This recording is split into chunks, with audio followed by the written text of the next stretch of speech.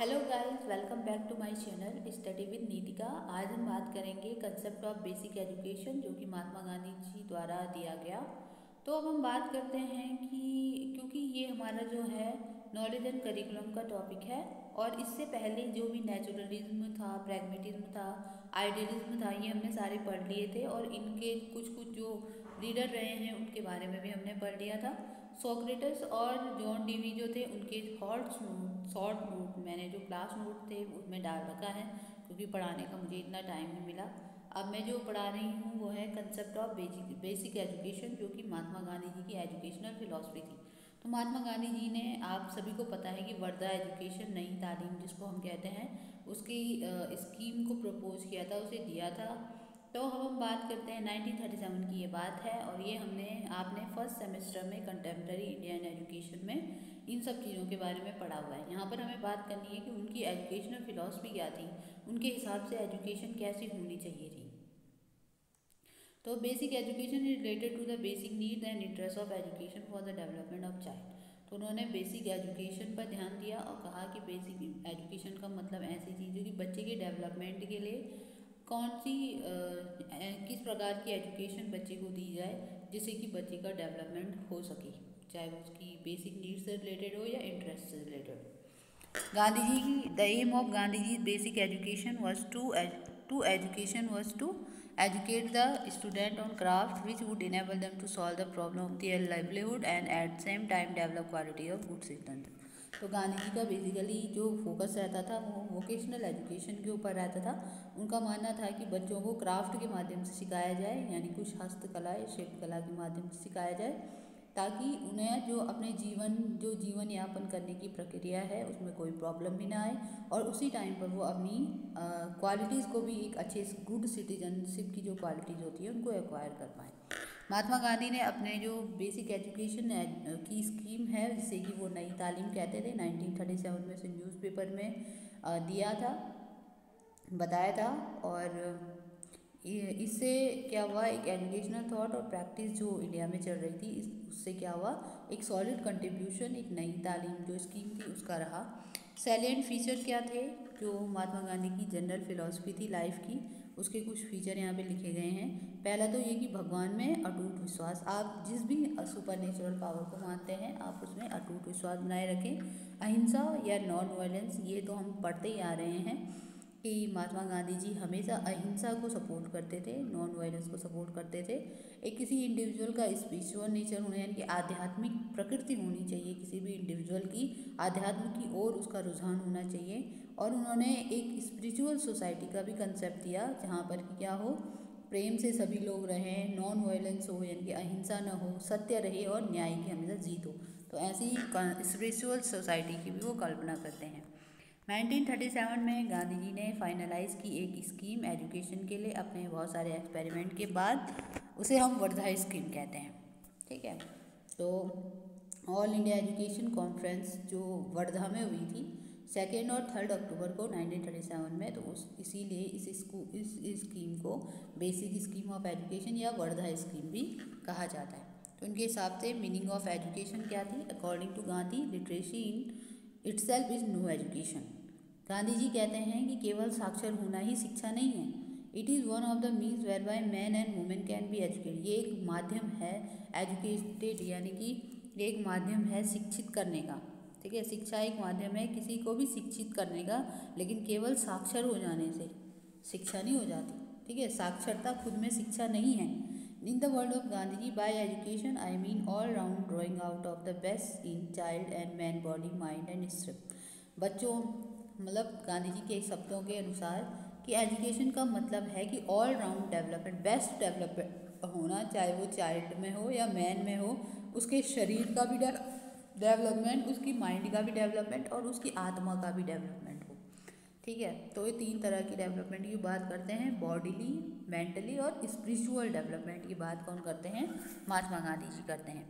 अब उनके according AIIMS क्या होने चाहिए एजुकेशन के, तो उन्होंने 2 फोल्ड एम बताए हैं, और उनको उन्होंने इमीडिएट एम और अल्टीमेट एम, 2 तरीके के एम की बात वो करते हैं। इमीडिएट एम्स जो होते हैं एजुकेशन के, वो क्या होते हैं, day to day life. Immediate aim का मतलब क्या है, जो हमें रोज़ हमें डेली लाइफ में चाहिए, दो तरीके के एम की बात करते हैं गांधी जी।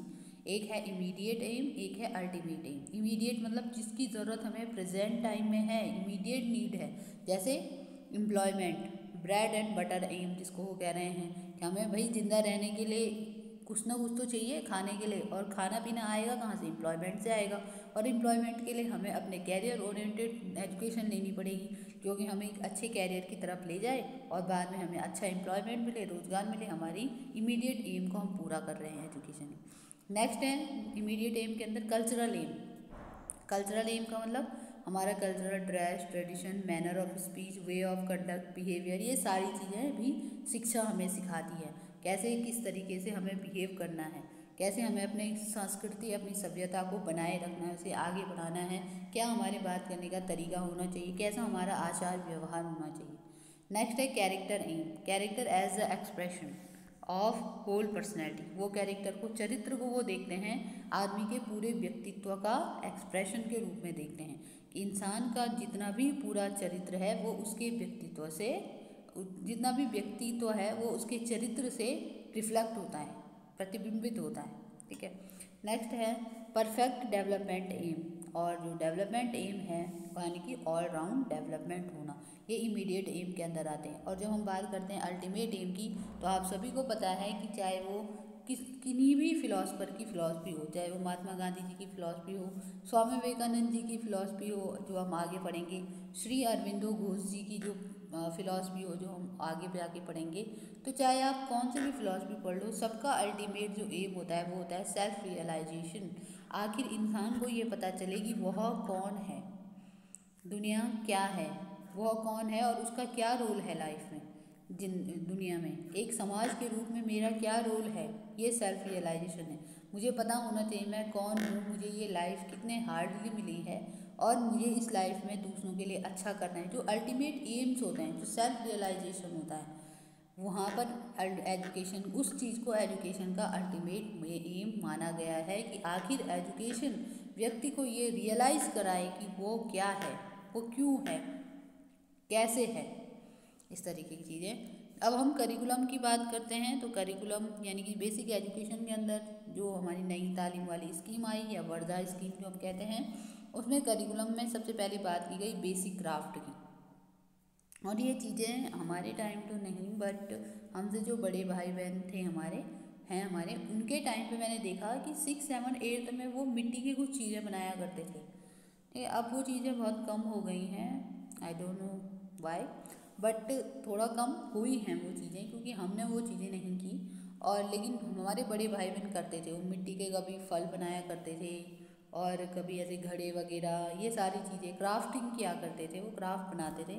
तो ये सारी चीज़ यहाँ पर थी कि क्राफ्ट सेंटर्ड जो करिकुलम होना चाहिए, यानी कि क्राफ्टिंग का भी उसमें बेसिक रोल होना चाहिए, जैसे कि agriculture, spinning, weaving, would work हो, क्ले वर्क हो, इस तरीके की चीज़ें। ये लोकल कंडीशन और लाइफ जो भी लोकल कंडीशन है वहाँ पर, जिन मतलब जहाँ पर भी बच्चा रह रहा है, जहाँ पर भी स्कूल की लोकेलिटी है, वो लोग क्या काम करते हैं बेसिक क्राफ्ट के रूप में। क्राफ्ट मीन्स केवल सजावट की चीज़ें नहीं होता, क्राफ्ट का मतलब एक टाइप से वोकेशनल एजुकेशन के रूप में वहाँ पर जो साथ साथ चलने वाली चीज़ें हैं, मतलब कोई मैन अगर शिक्षित है लेकिन वहाँ की लोकल कला क्या है, लोक कला जिसे हम कहते हैं, उसका नॉलेज भी बच्चे को दिया जाए। दूसरी बात है मदर टंग में दिया जाए। तीसरी बात है कि सोशल स्टडी। अब मदर टंग को क्यों यूज़ करें? मदर टंग बहुत इफ़ेक्टिव होती है अपने एक्सप्रेशन और कम्युनिकेशन करने के लिए, अपने आइडियाज़ को रखने के लिए। मदर टंग बहुत क्या होती है, इफ़ेक्टिव होती है, इसलिए मदर टंग का यूज़ करो ताकि बच्चे को ज़्यादा से ज़्यादा समझ में आए। नेक्स्ट है सोशल स्टडीज़। सोशल स्टडी को उन्होंने करिकुलम में रखने के लिए कहा, जैसे हिस्ट्री, सिविक्स, जियोग्राफी, जैसे करंट इवेंट्स जो हो रहे हैं, और सोशल वर्च्यूज़ की भी वो बात करते हैं। नेक्स्ट है जनरल साइंस की बात करते हैं। जनरल साइंस में नेचुरल स्टडी को फोकस करते हैं, zoology, physiology, hygiene, chemistry, botany, astronomy को, म्यूज़िक एंड ड्राइंग की भी वो बात करते हैं, ताकि क्या हो, एजुकेशन में इंटरेस्ट बना रहे। अब ये नहीं कि तुम बच्चे को सुबह से शाम तक पढ़ाई ही करवा रहे हो, उसे कुछ एक्टिविटी भी कर, कुछ रिक्रिएशनल चीज़ें भी करवाओ, ताकि क्या हो, बच्चा बोर ना हो और उसका इंटरेस्ट पढ़ाई में बना रहे, और पढ़ाई में नहीं, स्कूल में भी उसका इंटरेस्ट बना रहे। ऐसा नहीं कि एक दिन बच्चा आया और दिन भर बर्डन बना के इतना पढ़ा दिया कि कल को बच्चा आ ही नहीं रहा। बच्चों की प्रवृत्ति होती है ऐसा करना। ठीक है, तो हमें क्या करना है, बीच बीच में जहाँ बच्चों का एजुकेशन में इंटरेस्ट बना रहे उसका भी हमें ध्यान रखना है। नेक्स्ट हम बात करते हैं कि मेथड ऑफ टीचिंग। और मेथड ऑफ टीचिंग क्या होनी चाहिए? तो एजुकेशन जो है किसी प्रोडक्शन वर्क या क्राफ्ट के थ्रू दिया जाना चाहिए। महात्मा गांधी जी के जो बेसिक एजुकेशन के प्रति जो कंसेप्ट है उनके अकॉर्डिंग। नेक्स्ट है कि इम्फेसिस ऑन एक्टिविटी मेथड है। यस, इस मेथड की बात हर कोई करता है। नेचुरलिज्म में आप देख लीजिए, प्रैग्मेटिज्म में आपकी यही बात करता है, आइडियलिज्म यही बात करता है कि हमेशा बच्चा लर्निंग बाय डूइंग या फिर लर्निंग बाय सेल्फ एक्सपीरियंस से ही सीखता है। हम भी बहुत सारी चीज़ें सेल्फ एक्सपीरियंस से सीखते हैं। जैसे जैसे हम बड़े होते हैं हमारा मैच्योरिटी लेवल बढ़ता है, बच्चे का मैच्योरिटी लेवल बढ़ता है। वो जानता है कि कौन सी चीज़ उसके लिए गलत है, कौन सी सही है। जो उसके लिए नई चीज़ होती है वो उनको एक्सपीरियंस करता है कि नहीं, ये काम करने से गलत होगा तो मैं ये काम नहीं करूँगा, ये काम ये ऐसा करने से सही हो जाएगा तो मैं यही काम करूँगा। तो सेल्फ एक्सपीरियंस से सीखता है और एक्टिविटी मेथड का हम यूज़ कर सकते हैं मेथड ऑफ टीचिंग। नेक्स्ट है कोरिलेशन मेथड। कोरिलेशन मेथड में क्या होता है, ये चीज़ अगर ऐसी हो रही है तो ये चीज़ ऐसी होगी, ऐसी तरीके से। नेक्स्ट है lecture and questioning method. Mother tongue को हम मीडियम बना सकते हैं इंस्ट्रक्शन का। डिसिप्लिन की उन्होंने बात की कि सेल्फ कंट्रोल होना चाहिए, वॉलेंट्री डिसिप्लिन होना, नॉन वायलेंट होना चाहिए। यानी कि बच्चे को ऐसा कोई भी हिंसात्मक दंड न दिया जाए, ना तो बच्चा खुद हिंसात्मक होना चाहिए, हिंसा करने वाला। अहिंसा के पथ पर चलो। डिसिप्लिन सेल्फ कंट्रोल्ड होना चाहिए। ठीक है, बच्चे को स्ट्रिक्ट डिसिप्लिन में नहीं रखना है, बल्कि बच्चे के अंदर से ये भावना आए कि मुझे डिसिप्लिन रहना है, सेल्फ कंट्रोल रहना है। और वॉलेंट्री डिसिप्लिन का मतलब भी वही हुआ कि खुद ब खुद स्व अनुशासित हो जाना। नेक्स्ट है कि अब टीचर कैसा होना चाहिए? टीचर ऐसा होना चाहिए कि जो एजुकेशन के ऑब्जेक्टिव्स रखे गए हैं उनको अचीव करने में हेल्प करता हो।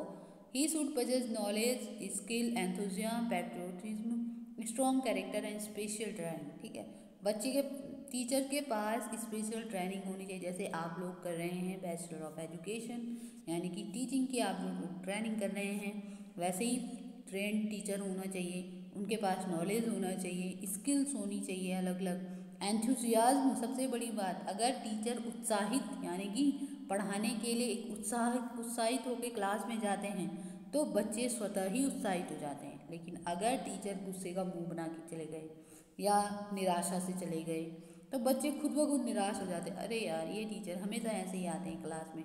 कई बच्चे होते हैं ऐसे, कई बच्चे नहीं, प्रभाव हमारी जो पर्सनैलिटी होती है, हमारा जो मूड होता है, आपने देखा होगा उसका प्रभाव सब पे पड़ता है। कभी हम गुस्से में होते हैं, किसी ने हमें नॉर्मल सी चीज़ हम उसे चिढ़ के जवाब देते हैं तो उस पर इफेक्ट पड़ गया।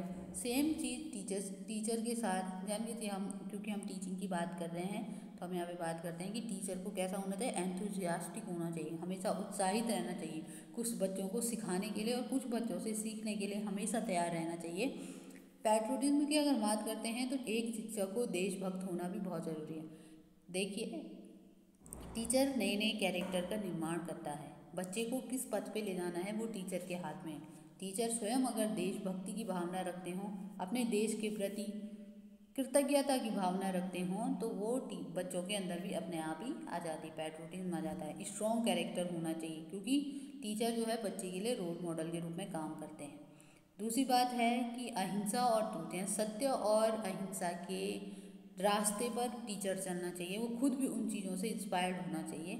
नेक्स्ट है कि he should be able to stable a heart to heart contact with student. और टीचर ऐसा होना चाहिए जो बच्चों से हार्ट टू हार्ट कॉन्टैक्ट को बनाए रखेंगी, बच्चों के दिल तक पहुंच सके, यानी कि ऐसा पढ़ाए, ऐसा अपना मृदु व्यवहार रखे कि वो बच्चे उनको पसंद करने लगे, ताकि बच्चे उनसे पढ़ने के लिए इंटरेस्ट लें और पढ़ाई अच्छे से हो। He must practice the virtue in himself, और उसको खुद में भी गुणों का विस्तार करना चाहिए, प्रैक्टिस कर देना चाहिए। तो ये बात थी वर्धा एजुकेशन की। इसके अंदर हमने कौन कौन सी चीज़ें पढ़ी? इसके अंदर हम पढ़ते हैं नई तालीम, हम इसे कहते हैं। 1937 में गांधी जी ने बेसिक एजुकेशन स्कीम जो थी उसको नई तालीम के रूप में न्यूज़पेपर में छपवाया था। बाद में 1937 सेकेंड और 22 जो अक्टूबर है 1937, उसमें वर्धा स्कीम को ऑल इंडिया एजुकेशन कॉन्फ्रेंस ने पारित कर दिया, यानी कि उसको मान्यता मिल गई और वो वर्धा स्कीम या बेसिक स्कीम के नाम से जानी गई। उनके हिसाब से एजुकेशन का मतलब केवल लिटरेसी नहीं होता, एजुकेशन का मतलब होता है बच्चे का ऑलराउंड डेवलपमेंट, तीन तरीके का मेनली उन्होंने बताया। एक होता है फिजिकली, जिसको हम कहते हैं बॉडी, माइंड और स्पिरिट। इन तीनों से बच्चा सशक्त होना चाहिए, उसका डेवलपमेंट होना चाहिए, केवल साक्षर होने से कुछ नहीं होता। और एम ऑफ एजुकेशन उन्होंने दो एम बताए, immediate aim and ultimate aim. Immediate aim का मतलब जो हमारी प्रेजेंट नीड है, जो हमें चाहिए, जैसे कि खाना पीना चाहिए, तो खाने पीने के लिए हमें एम्प्लॉयमेंट चाहिए। एम्प्लॉयमेंट के लिए हमें क्या करना होगा, कुछ वोकेशनल ट्रेनिंग लेनी पड़ेगी, वोकेशनल एजुकेशन हमें लेनी पड़ेगी। नेक्स्ट है कल्चरल एम, हमें अपने कल्चर का भी ख्याल रखना है, तो इन चीज़ों को भी एजुकेशन हमें सिखाए। थर्ड है कैरेक्टर एम, कैरेक्टर हमारे होल पर्सनैलिटी को एक्सप्रेस करता है उनके अकॉर्डिंग, तो ये भी होना चाहिए। नेक्स्ट हम बात करते हैं कि हमारा ऑलराउंड डेवलपमेंट होना चाहिए। और दूसरा टाइप का जो हमारा एम है अल्टीमेट एम, उसमें वो सेल्फ रियलाइजेशन की बात करते हैं। करिकुलम में बेसिक क्राफ्ट की बात करते हैं, मदर टंग में इंस्ट्रक्शन एक्सप्रेस किए जाने चाहिए, सोशल स्टडी की बात करते हैं, जनरल साइंस की बात करते हैं, और साथ ही साथ एजुकेशन में इंटरेस्ट लाने के लिए वो म्यूज़िक एंड ड्राइंग की भी बात करते हैं। नेक्स्ट टीचिंग मेथड जो है क्राफ्ट के माध्यम से तो पढ़ाना ही है, एक्टिविटी मेथड यूज़ कर सकते हैं, learning by self experience use कर सकते हैं, कोरिलेशन मेथड यूज़ कर सकते हैं, lecture and questioning method use कर सकते हैं। मदर टंग को आप एज इंस्ट्रक्शन यूज़ करें। डिसिप्लिन, सेल्फ कंट्रोल होना चाहिए, और टीचर रोल मॉडल होना चाहिए। टीचर के अंदर खुद ज्ञान होना चाहिए, वो एजुकेशन के ऑब्जेक्टिव को अचीव करने में हेल्प करे। ज्ञान, उनके अंदर नॉलेज होना चाहिए, प्रॉपर स्किल्स होनी चाहिए, हमेशा उत्साहित रहता हो, देशभक्त हो, स्ट्रॉन्ग कैरेक्टर हो, और स्पेशल ट्रेनिंग उनको मिली हो बच्चों को पढ़ाने के लिए। हमेशा खुद भी सत्य और अहिंसा की जो आइडल्स हैं उनसे इंस्पायर्ड रहना चाहिए, और बच्चों के साथ हार्ट टू हार्ट उनका कांटेक्ट हो, और अपने आप में भी गुणों को लाने के लिए लगातार प्रयास करता रहे, प्रैक्टिस में रहे। तो ये हमारी बात थी बेसिक एजुकेशन के प्रति महात्मा गांधी जी के जो व्यूज़ थे, वो मैंने आपको शॉर्ट तरीके से बताए। आई होप आपको समझ में आया होगा। अगर आपको समझ में आता है तो आप लाइक, शेयर, कमेंट सब चीज़ कर दिया कीजिए, ताकि और बच्चों को भी इन चीज़ों का लाभ हो और वो भी सीखें। और कुछ सजेशन भी दे दिया कीजिए अगर कोई चीज़ आपको अच्छी नहीं लगती या अच्छी लगती, कुछ भी। Thank you.